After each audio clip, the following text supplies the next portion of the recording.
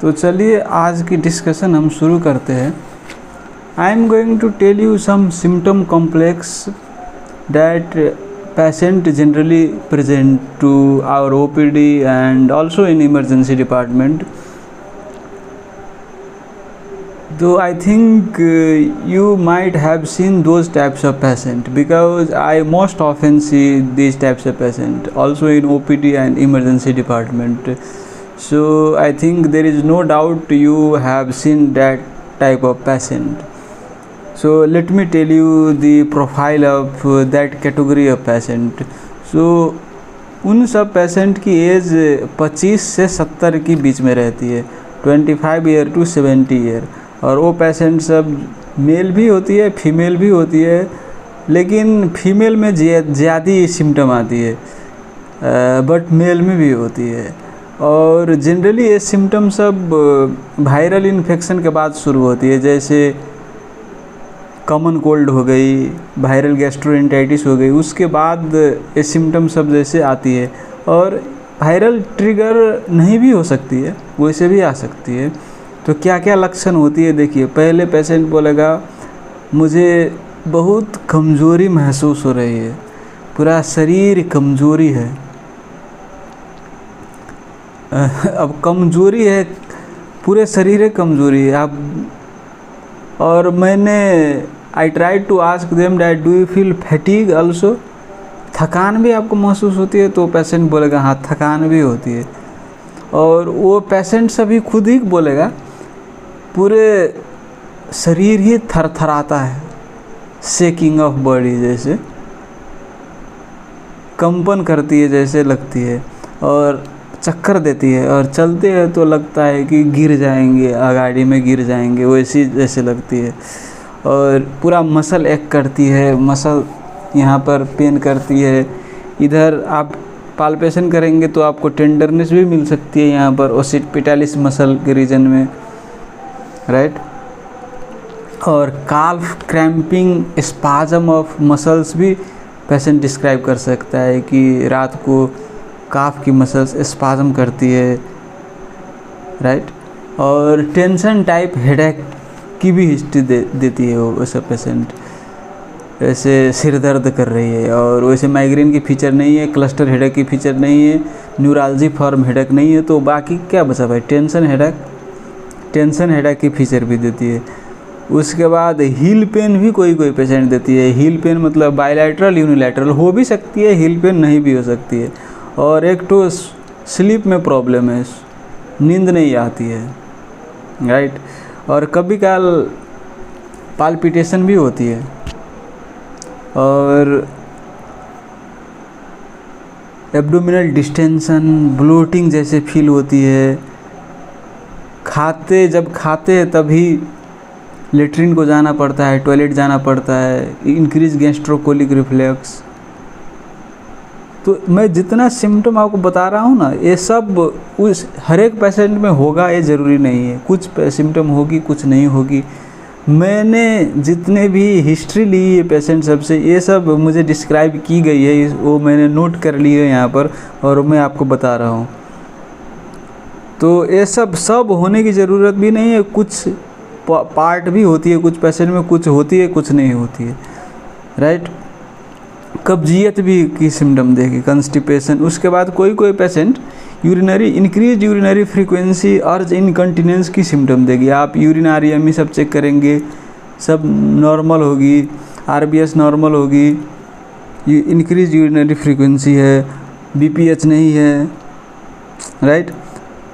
और कुछ दिन अच्छा होता है, कुछ दिन बुरा होता है। Some days this symptoms are worse, some days this symptoms are good. और जब ऐसे पेशेंट इमरजेंसी में आती है तो आप 1-2 पिन डीएनएस देते हैं, तो वो कहती है कि इम्प्रूव हो रही है, सिम्टम इम्प्रूव हो रही है। और जब ओपीडी में आते हैं तो अब तो ईएनएस तो नहीं दे सकते हैं, तब तो हम डिटेल में इवेलुएट करते हैं, राइट। तो ये सब ऐसी फीचर की पेशेंट आती है, तो ये तो नॉन स्पेसिफिक सिम्टम हो गई ना भाई। जीआई कंप्लेन भी है, abdominal distension, bloating, constipation. Heart symptom भी है, पाल्पिटेशन, लाइट हेडेडनेस, राइट। कभी कभी विजुअल ब्लरिंग भी कहती है पेशेंट, इंटरमिटेंट विजुअल ब्लरिंग। और जनरलाइज्ड वीकनेस है, शेकिंग ऑफ बॉडी, माइल्जिया है, फाइब्रोमाइल्जिया जैसे सिम्टम्स है, यूरिनरी फ्रीक्वेंसी भी है। ऐसे पेशेंट को आप सब कैसे इवेलुएट करते हैं? कुछ डायग्नोसिस मिल नहीं रहा है, साइकोलॉजिकल कंपोनेंट जैसे लगती है।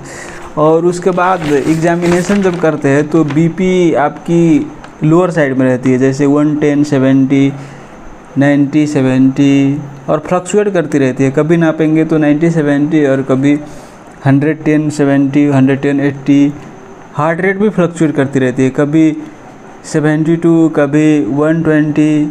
एक तो पेशेंट की कल की ईसीजी में 120 था, साइनस टैकीकार्डिया था। आज मैंने फिर ईसीजी किया तो फिर 72 हार्ट रेट था। तो हार्ट रेट भी फ्लक्चुएट करती रहती है ऐसे पेशेंट को। डिफरेंट टाइम्स में हार्ट रेट बीपी लेंगे तो डिफरेंट आपको देखने को मिलेगी। तो बीपी कम है, टैकीकार्डिया है, तो आप तो जाहिर सी बात है सोचेंगे कि हाइपोवोलेमिया भी है क्या, डायरिया सब हुई है क्या? तो डायरिया एक नहीं हुई है, डिहाइड्रेशन की फीचर नहीं है, कैपिलरी रिफिल टाइम नॉर्मल है, स्किन टर्जर नॉर्मल है, डिहाइड्रेशन जैसे नहीं लग रही है, हाइपोवोलेमिया जैसे नहीं लग रही है। उसके बाद हेमोग्लोबिन देख लेते हैं, पैलर देख लेते हैं, एनीमिया से भी ऐसी सिम्टम आ सकती है, एनीमिया भी नहीं है। थायराइड फंक्शन टेस्ट भी ठीक है, ग्लूकोज भी ठीक है, आरबीएस नॉर्मल है। और एड्रिनल इनसफिशिएंसी से भी ये नॉन स्पेसिफिक सिम्टम आ सकती है क्या, क्रोनिक एड्रिनल इनसफिशिएंसी हो या एक्यूट एड्रिनल इनसफिशिएंसी। तो कोर्टिसोल करते हैं तो नॉर्मल है कोर्टिसोल। तो ईसीजी करते हैं, ईसीजी भी नॉर्मल है, उतना कुछ एबनॉर्मलिटी नहीं है। वैसे तो आप इंटरमिटेंट एरिथमिया होती है ना कभी कभी आने वाली, वो मिस कर जाती है। ये 10 सेकेंड हम ईसीजी का स्ट्रिप देखते हैं उसमें, तो 24 आवर ईसीजी मॉनिटरिंग भी करते हैं, उसमें भी नॉर्मल है मानिए। और 7 डेज़ का ईसीजी मॉनिटरिंग करेंगे तो वो भी नॉर्मल होगी। तो भाई कुछ नहीं, इसी लैब इन्वेस्टिगेशन में भी कुछ नहीं आ रही है। तो ऐसे पेशेंट को हम कैसे मैनेज करते हैं? तो सोचते हैं कि भाई साइकोलॉजिकल कंपोनेंट है इसको। ओपीडी में जब आती है तो इसलिए SSRI tricyclic anti depressant help कर सकती है, राइट। और कुछ विटामिन कैल्शियम दे दें और फॉलोअप करें। तो वैसे पेशेंट कुछ पेशेंट को इम्प्रूव भी हो जाती है उससे, और कुछ पेशेंट को इम्प्रूव नहीं होती है। मैं अपना एक्सपीरियंस बता रहा हूँ, कोई लिटरेचर की मैं डाटा नहीं बता रहा हूँ। देखिए जितने भी मैं ये बता रहा हूँ, मैं अपना एक्सपीरियंस के आधार पर बता रहा हूँ कि मैंने क्या ऑब्ज़र्व किया है। और मैं बाद में लिटरेचर की बात भी बताऊँगा, लिटरेचर में क्या लिखा है और वेस्टर्न डॉक्टर सब इसके बारे में क्या बोलते हैं, मैं वो भी आपको डिटेल में बताऊँगा। तो ऐसे पेशेंट को हम SSRI TCA दे दिए, ट्राइसाइक्लिक एंटी डिप्रेसेंट से मेडिटेशन करने के लिए बोले, रिलैक्सेशन एक्सरसाइज करो, योगा करो। कोई पेशेंट की इम्प्रूव हो जाती है, कोई पेशेंट की इम्प्रूव नहीं होती है, फिर पेशेंट आती है। तो वैसे पेशेंट सब जब हमारे पास आती है तो भाई कहते हैं डॉक्टर साहब आपसे ठीक नहीं हुई, हमें रिफ़र कर दो।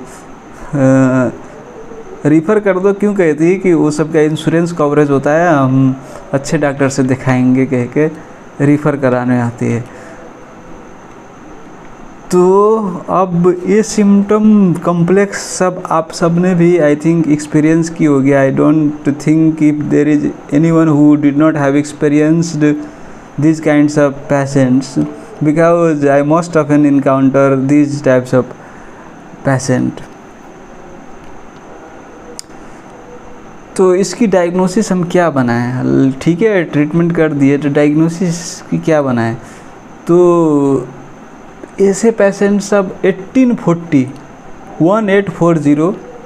1800 सदी में ऐसे पेशेंट को क्या डायग्नोसिस किया जाता था मालूम है आपको? नर्व एग्जॉशन, कि न्यूरॉन की जो है ना थकान हो गई, नर्व एग्जॉशन डायग्नोसिस देता था वो सब पहले के डॉक्टर सब 1840s की। कि अब इसलिए ऐसी सिम्टम आ रही है, शरीर की नर्व, दिमाग की नर्व सब थकान हो गई है, नर्व एग्जॉशन। उसके बाद ऐसे पेशेंट को डॉक्टर सब ने स्टडी करते गए और रिसर्च पब्लिश करते गए। तो 1940s की समय में those researchers studied those patients and gave the term called postural orthostatic tachycardia syndrome। तो पोस्चरल ऑर्थोस्टैटिक मतलब सीधा खड़ा हो, सीधा खड़ा रहने को नहीं ऑर्थोस्टेसिस करता है। ऑर्थो का अर्थ सीधा, स्टेसिस मतलब खड़ा होना। तो जब सीधा खड़ा होएंगे सुपाइन पोजीशन से अथवा सिटिंग पोजीशन से, तब आपको टैकिकार्डिया होगी, इनअप्रोप्रिएट टैकिकार्डिया तो सबको होती है। मैं जैसे ऐसे बैठा हूँ ऐसे उठूँगा अथवा सुपाइन पोजीशन से उठूँगा तो नॉर्मल भी टैकिकार्डिया होती है ना, वो तो रिफ्लेक्स टैकिकार्डिया होती है। तो उस रिफ्लेक्स जो होती है ना उसमें 30 से ज़्यादा नहीं जाती है। मान लीजिए मेरा बेस लाइन 70 है तो 100 से ज़्यादा नहीं जाएगी हार्ट रेट, लेकिन ऐसे पेशेंट में 100 से 30 से ज़्यादा जाती है, like 40-50 beat per minute increase हो जाती है। तो 70 है तो 120 हो जाएगी। तो इसलिए वैसे पेशेंट को वो सब एग्जामिनेशन कर रहे थे वैसे डॉक्टर 1940s में, तो हार्ट रेट इंक्रीज हो रहा है भाई, इनअप्रोप्रिएट इंक्रीज हो रही है, बीपी फिर नहीं डिक्रीज हो रही है। देखिए बीपी जैसे ऑर्थोस्टैटिक हाइपोटेंशन होता है ना, तो वो न्यूरोपैथी वाले सब में, डायबिटिक ऑटोनोमिक न्यूरोपैथी सब में आप देखे होंगे, अथवा एमोलॉइड न्यूरोपैथी सब होती है, अथवा सेनाइल न्यूरोपैथी होती है। जैसे ओल्ड एज जब हो जाती है ना तो ऑटोनोमिक नर्वस सिस्टम काम करना छोड़ देता है, अच्छे से डिजेनरेट हो जाता है ना। तो जब सुपाइन पोजीशन से स्टैंडिंग पोजीशन में आती है तो बीपी भी घट जाती है। सिस्टोलिक 20 से ज़्यादा घटी, डायस्टोलिक 10 से ज़्यादा घट जाए तो हम ऑर्थोस्टैटिक हाइपोटेंशन बोलते हैं। तो डॉक्टर साहब ने क्या ऑब्जर्व किया कि ये पेशेंट का बीपी नहीं घट रहा है भाई, ऑर्थोस्टैटिक हाइपोटेंशन नहीं हो रहा है, लेकिन ऑर्थोस्टैटिक में टैकिकार्डिया ज़्यादा हो रही है, इनअप्रोप्रिएटली हो रही है। तो इसीलिए उस सब ने उस वक्त पोस्चरल ऑर्थोस्टैटिक टैकिकार्डिया सिंड्रोम, अब ये सिम्टम कम्प्लेक्स है तो अब सिंड्रोम नाम दे दिया। लेकिन अभी के समय में, अब 1940s की बात नहीं है, अभी 2025 चल रही है और अभी फिजिशियन सब क्या डिस्कस कर रही है कि ये टर्म अप्रोप्रिएट नहीं है। क्योंकि ऐसे पेशेंट जब आती है हमारी ओपीडी में तो हम जब भी ऑर्थोस्टैटिक हार्ट रेट चेंज देखते हैं तो कोई पेशेंट में ज़्यादा हार्ट रेट जाती है, कोई पेशेंट में नहीं जाती है, लेकिन सिम्टम सब है। और वही पेशेंट दूसरी बार ओपीडी में आती है तो फिर एग्जामिन करते तो फिर चली जाती है, तो फ्लक्चुएट करती रहती है। इसीलिए ये शब्द जो है ना पोस्चरल ऑर्थोस्टैटिक टैकिकार्डिया सिंड्रोम, ये इनअप्रोप्रिएट है वो सब कहती है, मेरा ओपिनियन नहीं है। ये जो साइंटिस्ट लोग सब है, रिसर्चर सब कहते हैं कि अच्छी शब्द होगी कि डिसऑटोनोमिया बोले, क्योंकि बीपी भी फ्लक्चुएट करती है। बीपी नहीं, बीपी तो कांस्टेंट है, ऑर्थोस्टैटिक हाइपोटेंशन में फ्लक्चुएट करती है, टैकिकार्डिया फ्लक्चुएट करती है, कभी कम है कभी ज़्यादा है, राइट। सिम्टम्स सब भी फ्लक्चुएट करती है। तो वो सब बोलते हैं कि ये ऑटोनोमिक डिस्फंक्शन की वजह से है। इसमें जैसे स्मॉल फाइबर न्यूरोपैथी हो जाती है, जो ब्लड वेसल सबको इनर्वेट करती है ना, small fibre, small nerve fibre, वो सब डिजेनरेट होती है, वो सब अच्छे से काम नहीं करती है। तो इसीलिए वो ऐसे सिम्टम आती है। तो they call it now, this should be called dysautonomia. I don't know whether this is appropriate or not, लेकिन कुछ फिजिशियन सब कहते हैं। तो अब इस शब्द में क्या समस्या है, देखिए पोस्चरल ऑर्थोस्टैटिक टैकिकार्डिया सिंड्रोम में ये कहते हैं कि जब ऑर्थोस्टैटिक पोजीशन में आएंगे तो ये सिम्टम आएगी, लेकिन ऐसे पेशेंट को तो हर वक्त सिम्टम है, कंटिन्यूस सिम्टम है, राइट। जब वायरल इन्फेक्शन हुई थी, कॉमन कोल्ड हुई थी, तब से ऐसे fatigue, generalised weakness, light headedness हो रही है। तो ये शब्द वैसे भी मुझे भी अप्रोप्रिएट नहीं लगती है अब उस आधार पर कहे तो, क्योंकि पेशेंट की सिम्टम तो कंटिन्यूस है ना भाई।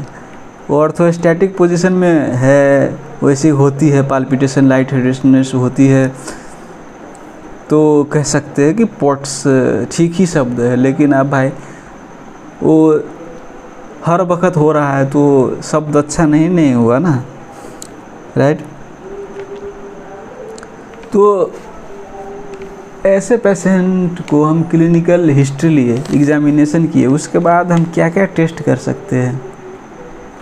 इसका ऑटोनोमिक सिस्टम अच्छे से काम नहीं कर रहा है कि कर रहा है, उसमें एक स्वेट टेस्ट होता है, स्वेटिंग टेस्ट।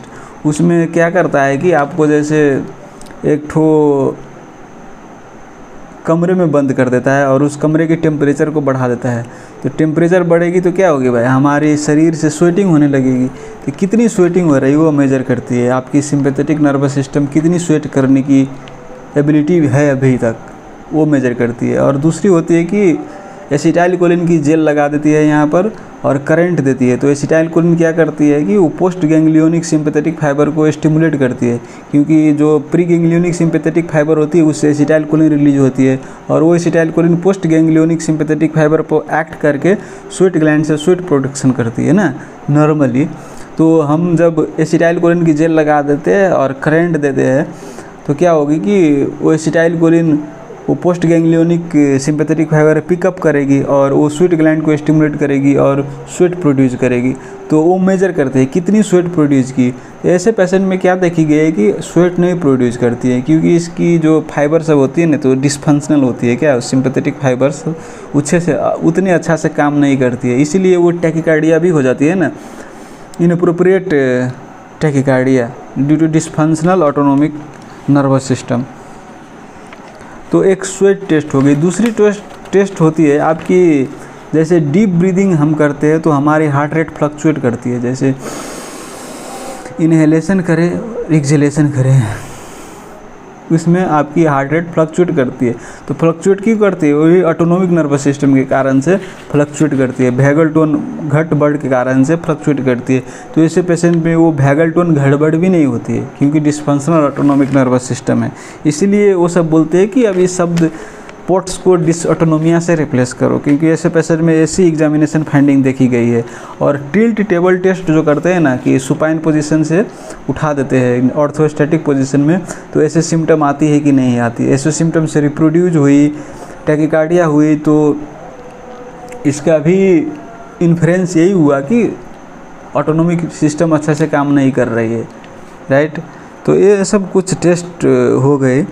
अब ट्रीटमेंट हम क्या करें।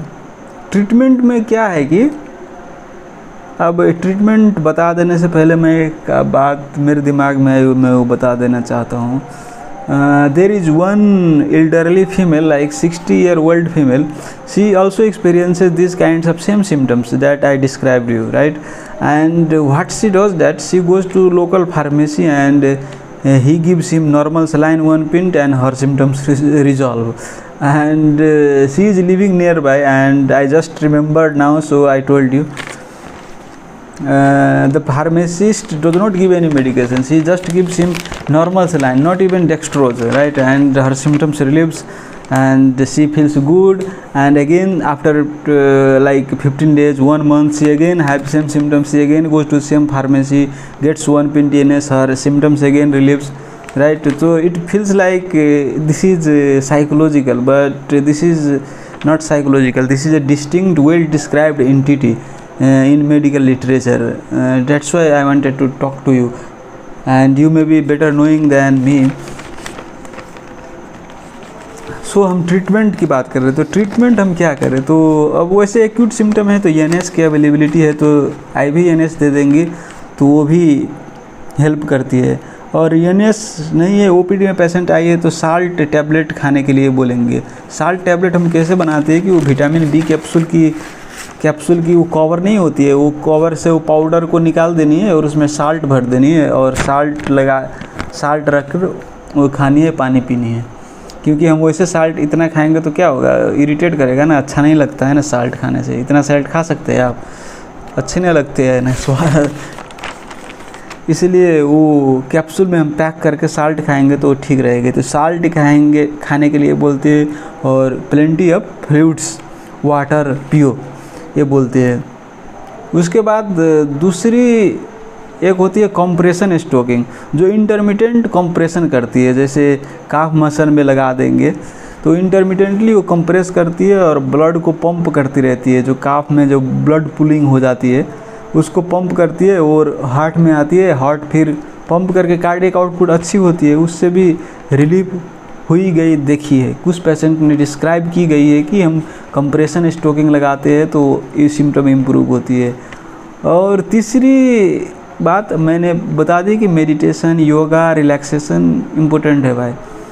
मेडिटेशन, योगा, रिलैक्सेशन एक्सरसाइज उसमें भी not only important, it is important in every aspects of our life है। I think we should as a physician also we should do this as well because it is really good for our mental health, for our physical health.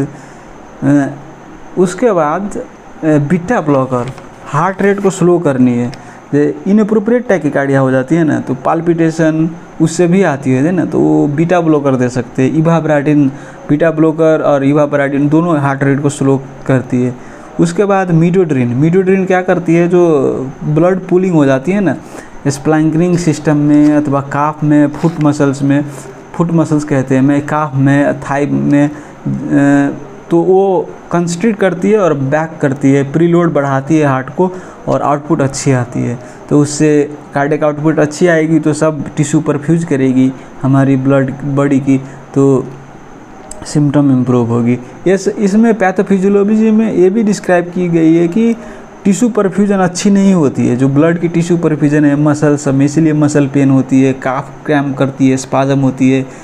Blood perfusion, arterial perfusion होती है अच्छी नहीं होती है, इसीलिए arterial perfusion को हम अच्छी बना सके तो भी सिम्टम इम्प्रूव होती है, इसीलिए मीडोड्रिन देते हैं। मीडोड्रिन कंस्ट्रिक्ट करती है काफ मसल की ब्लड वेसल्स को और output as a result increase होती है। उसके बाद फ्लूड्रोकोर्टिसोन, डेस्मोप्रोसिन, ये सब जैसे साल्ट वाटर को रिटेंशन कराकर ब्लड वॉल्यूम को इंक्रीज करती है। उसके बाद एक तो पायरिडोस्टिजमिन भी हेल्प करती है, वो एसिटाइल कोलिन की मात्रा को शरीर में बढ़ा देती है और उससे भी कुछ पेशेंट को इम्प्रूव होती है। और कुछ पेशेंट को आपको नोरिपिनेफ्रिन को मात्रा शरीर में बढ़ा देंगे तो अब वो इम्प्रूव होती है। वो ड्रॉक्सीडोपा नाम की टैबलेट आती है, क्योंकि नोरिपिनेफ्रिन हम वैसे खाएंगे तो हमारी जीआई ट्रैक्ट मेटाबोलाइज कर देगी और एब्जॉर्ब नहीं हो पाएगी ना, जैसे हम डोपामिन खाएंगे तो वैसे ही होता है ना, इसलिए लिवोडोपा खाते हैं हम, वैसे ही ड्रॉक्सीडोपा खाते हैं। वो नोरिपिनेफ्रिन होती है उसमें, प्रोड्रग है ड्रॉक्सीडोपा, राइट। तो ये सब कुछ ट्रीटमेंट है और ये सब सिम्टम रिलीव में अच्छी देखी गई है ये मेडिकेशंस। और कुछ पेशेंट को जैसे बीटा ब्लॉकर ले रही है, सिम्टम इम्प्रूव नहीं हो रही है, तो हम फ्लूड्रोकोर्टिसोन ऐड कर देते हैं।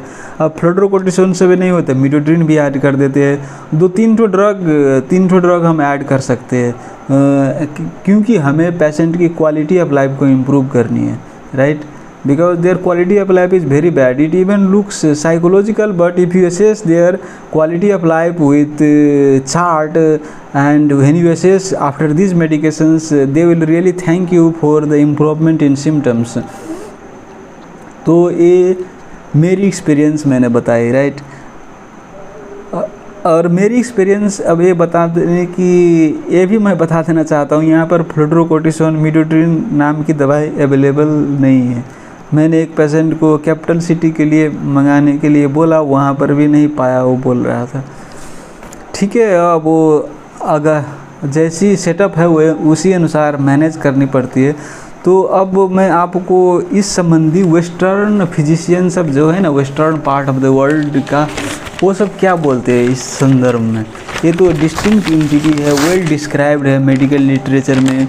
Even though it is not that much diagnosed, हमारी जो सिस्टम है इलेक्ट्रॉनिक मेडिकल रिकॉर्डिंग उतनी अच्छी नहीं है हर जगह पर। अब वेस्टर्न पार्ट में तो वो शब्द बहुत मेंटेन करके रखता है, इसीलिए पोर्ट्स वो सब बहुत डायग्नोसिस करता है, बहुत केस डायग्नोसिस करता है। लेकिन हमारे पार्ट में उतनी डायग्नोसिस नहीं होती है, क्योंकि हमारी इलेक्ट्रॉनिक मेडिकल रिकॉर्डिंग भी अच्छी नहीं है। और कोई फिजिशियन डायग्नोज भी कर दे तो हमें तो पता नहीं चलती है ना, क्योंकि EMR अच्छी होगी तो सबको इन्फॉर्मेशन जाएगी।